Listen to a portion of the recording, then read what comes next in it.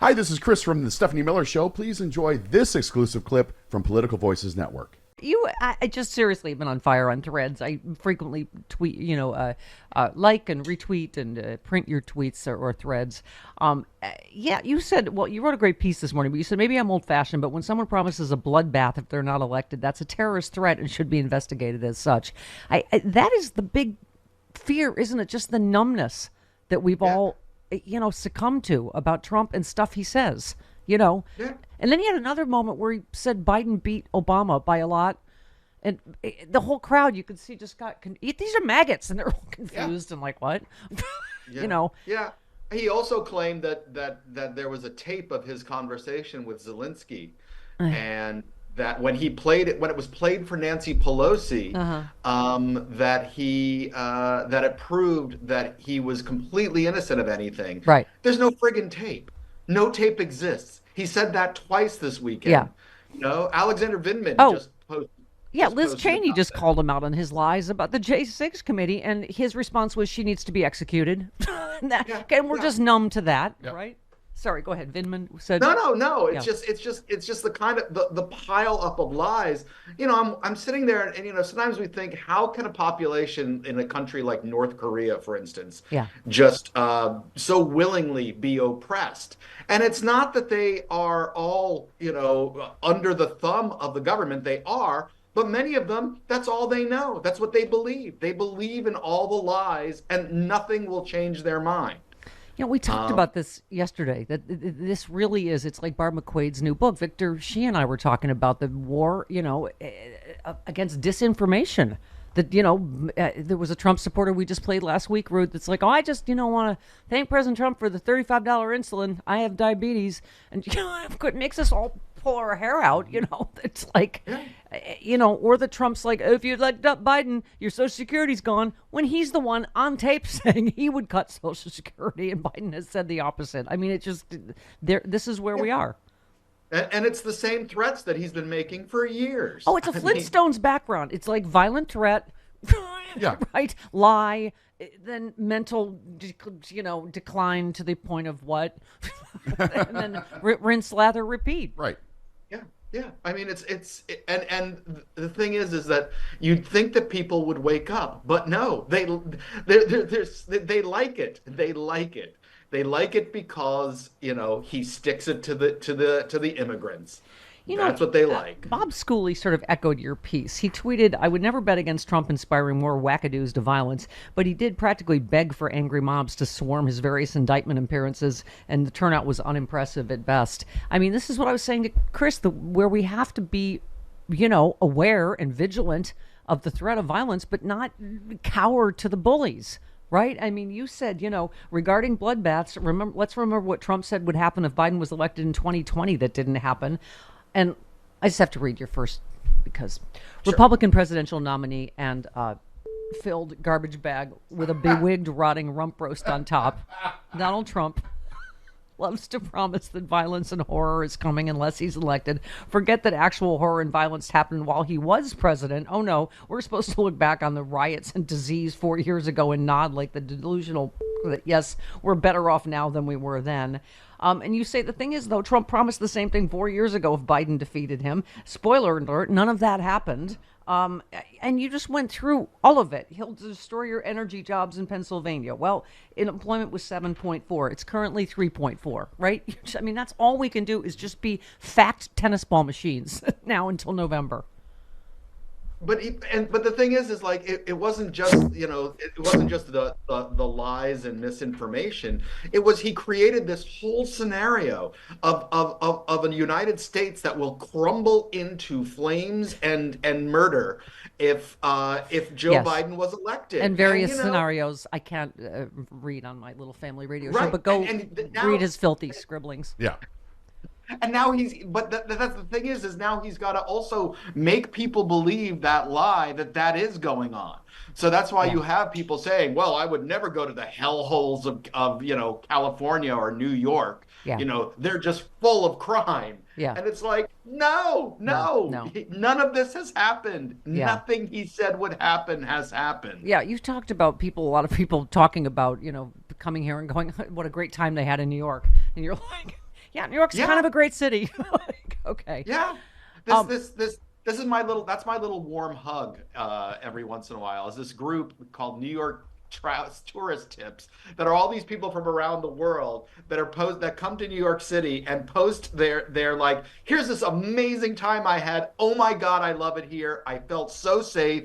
I never had any problems. Wow. Yeah. And it's like, yeah, that's kind of what it is. Yeah.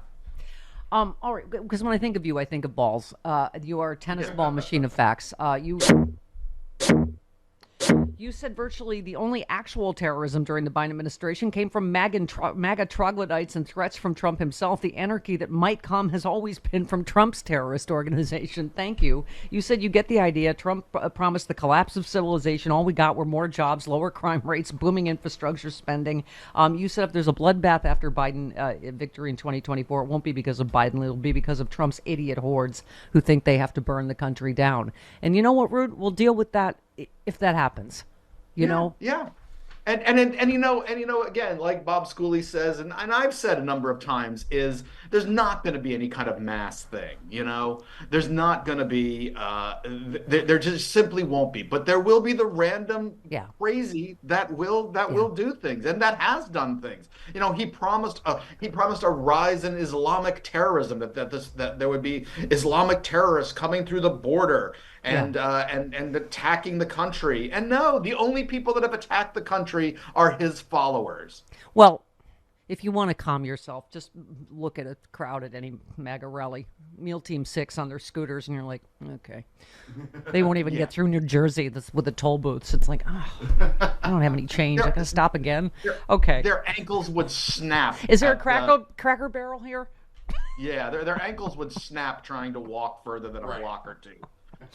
Oh, come on. Wait, what do you mean I can't just park my car in front of the building? But the thing about this is what I loved what you said, how we're all feeling frustrated on the justice front with the events of last week. You talked about, Judge McAfee had written his order on Willis and Wade early last week, but because he'd been receiving threats, he waited till today to make it public in order to allow proper security to be in place for he and his family. And you just said if you're getting terrorist death threats, maybe you need to act like the future of the country is at stake. Maybe all these judges and prosecutors and everyone effing involved need to stop pretending they're part of a normal process and better move like it's a five-alarm F-storm that could end with the leader of the terrorists becoming president. Thank you. I mean, it just, and I can't even with the Fani Willis thing. Really? Ask Clarence and Ginny Thomas what a conflict of interest looks like. Are you kidding me? Yeah. And by the way, she makes, I don't even know what, $250 a year, something. She's DA. Really? She needed to hire someone who was her third choice to get half a $3,000 vacation or half a dinner. Oh my God. Sorry, but the other thing is that now they can appeal McAfee's ruling, and if a panel decides, well, maybe we need to consider this, then the trial just goes on hold. As far as I know, I feel like that is going full steam ahead, and now she's mad. So good. Right, and I think New York is going to go ahead. It's every appeal. I mean, we're getting signs that Cannon is setting up the case to be thrown out in Florida. Yeah. In a way where Jack Smith can't appeal. I know. I mean, it's Glenn Kirshner told us Friday, I don't know the legal mechanisms for, removal, recusal, but it seems like we're well past. I mean, how many times has she been, egregiously slammed down and overruled by a circuit court? Anyway, okay. Yeah, you said that above the Judge McAfee order. Fine, whatever. Can we get back to putting Trump on trial in at least one case before the election? Thank you. Your tweet was perfect when we talked about the delay in Manhattan, and you said, what in the living is this hurry? I think that sums it up. Yeah. Those are all legal terms. And this is also, this also sounds like the Southern District of New York. Like this was a problem with them getting the documents to the New York DA. It was. I don't even understand how this close to the start of the trial they can say, oh, by the way, here's 100,000 more documents. that we have. Yeah. And you probably need to give time for why, the Trump team to go through them. This is all on us now. Like Chris said, like we're just legal experts, pollsters. We're in an era where because any fair legal analysis has told us what should happen legally. We're apparently not in that universe anymore. When you've got partisan hacks all the way up to the Supreme Court, it's anyone's guess what's going to happen. Because you're right, Trump is always going to find some Hail Mary way to delay. It's just, we're playing whack-a-mole with whether we get a real judge that's not going to tolerate it, right? And Democrats fell into the trap that we always fall into, which is by trying not to appear political, by doing things in a way that so nobody could accuse us of appearing political. Yeah. It didn't matter. It didn't matter. Everything could have been angels from God coming down to prosecute Trump and for crimes against Jesus, and they would still say it's political and election interference. Yeah, it's like I like to make my hockey references being a, Buffalo Sabres French Connection girl growing up. It's like we won the Lady Byng Award, but like we're completely toothless and both our kneecaps are broken. But you win for fairness. You are we won Miss Congeniality. Yeah. Oh, yeah. And as we get marched into the Trump brand concentration camps, we can say, well, at least we stuck to all the rules and followed all the processes, and nobody could accuse us of looking political. Yeah, exactly. By the way, I know you were probably like I was up all weekend on pins and needles about who would win the Russian election. It turns out it was Putin. What? I don't know if What a surprise. Yes, Putin won. Yeah, let's see how his next highest opponent, Navalny, did. Oh. Yeah, I forgot about it. Oh, he got 87.32% of the vote. The Russian Election Commission says. That's what the Russian election. If you want a little peek into our future, Rude, here it is. Landslide. He declared a landslide. The vote was orchestrated to legitimize the leadership of Putin after a crackdown on dissent that left his rivals dead, jailed, or in exile. He will soon match Stalin as the longest-serving modern ruler. A little peek into our future. Okay. Well, maybe that was his goal all along. All the rest of it was just, stuff he was doing while trying to beat Stalin's record.